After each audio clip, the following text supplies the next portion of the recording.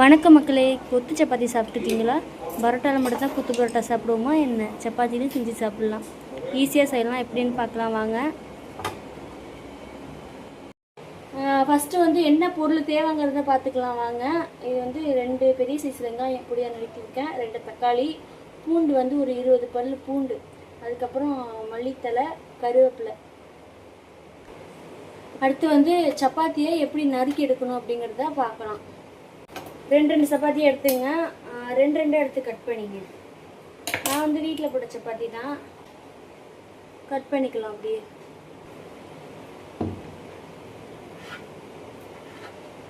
இந்த நீட் ஷேப்பில் கட் பண்ணிங்க. இந்த நீட் ஷேப்பில், அதாவது பார்க்குறதுக்கு வந்து நூடுல்ஸ் மாதிரி இருக்கணும். அப்படி நீட் ஷேப்பில் கட் பண்ணிங்க. இப்போ வந்து எல்லா சப்பாத்தியும் கட் பண்ணி எடுத்தாச்சு. நான் வந்து 7 சப்பாத்தி போட்டிருக்கேன். 7 சப்பாத்திக்கு போடுறேன். நாங்கள் 4 பேருக்காக செய்கிறேன். நீங்கள் 2 கூட செஞ்சுக்கலாம். ஒரு ஆள் தான் சாப்பிட்ணும் அப்படின்னா 2 சப்பாத்தியில் கூட செஞ்சுக்கலாம். வாங்க இப்போ எப்படி செய்கிறதுங்கிறத பார்க்கலாம். மிஸ் பண்ணாமல் பாருங்கள். ஓகே, அடுப்பு ஆன் பண்ணியாச்சு. நெக்ஸ்ட்டு ஆயில் ஆட் பண்ணிக்கோங்க. எண்ணெய் நல்லா சூடாயிடுச்சு. ஃபஸ்ட்டு பூண்டு ஆட் பண்ணிக்கலாம்.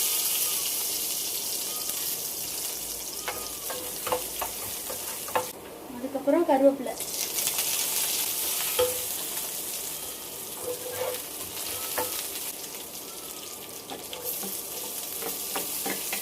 அப்புறம் வெங்காயத்தை சேர்த்துங்க. இஞ்சி பூண்டு பேஸ்ட்டு சேர்த்துங்க. அதுக்கப்புறம் தக்காளி ஆட் பண்ணிக்கலாம். தக்காளி சேர்த்துக்கலாம். இப்போ நல்லா தக்காளி நல்லா வதங்கிட்டு, நல்லா வதங்கி வந்துருக்கு. இப்போ நான் வந்து இதுக்கு 5 முட்டை எடுத்திருக்கேன். நான் வந்து 5 முட்டை சேர்த்துக்கிறேன். நீங்கள் எத்தனை வேணுமோ சேர்த்துங்க.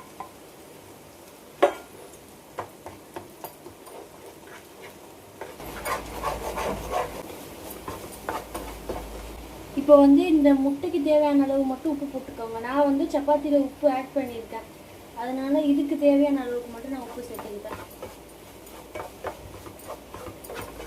சப்பாத்திக்கு உப்பு ஆட் பண்ணலைன்னா கொஞ்சம் எக்ஸ்ட்ரா சேர்த்துக்கோங்க.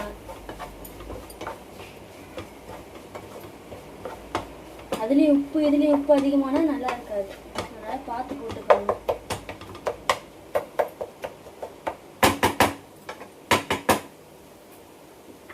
கொஞ்சம் வேகட்டும். இப்போ வந்து மஞ்சத்தூள் கொஞ்சம் ஆட் பண்ணிக்கிறேன்.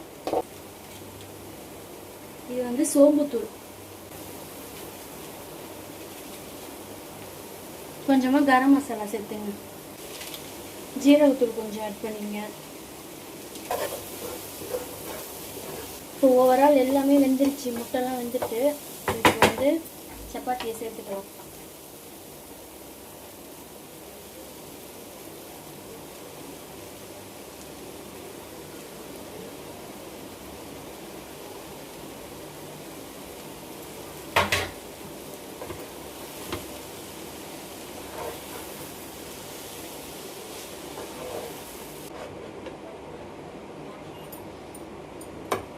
ஸோ ரெடி ஆகிடுச்சு, அவ்வளோதாங்க. சூப்பராக ரெடி ஆகிடுச்சு. கடைசியாக நம்ம மல்லித்தலையை தூவி இறக்கிட வேண்டியதுதான்.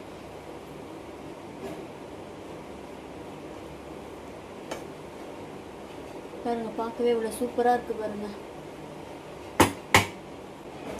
பார்க்கவே எவ்வளோ அழகாக இருக்குது பாருங்கள். சாப்பிட்ணுன்னு தோணுது. குழந்தைங்களுக்கு அடிக்கடி செஞ்சு தரலாம், ஒரு பிரச்சனையும் இல்லை. வீட்டில் செய்கிறது தான் நம்ம. ஸோ சேனலை மறக்காமல் சப்ஸ்கிரைப் பண்ணிக்கோங்க. சப்ஸ்கிரைப் பண்ணிவிட்டு ஒரு சின்னதாக ஒரு லைக் பண்ணிவிடுங்க. அடுத்த ஒரு சமையல் வீடியோவில் பார்க்கலாம். Bye guys.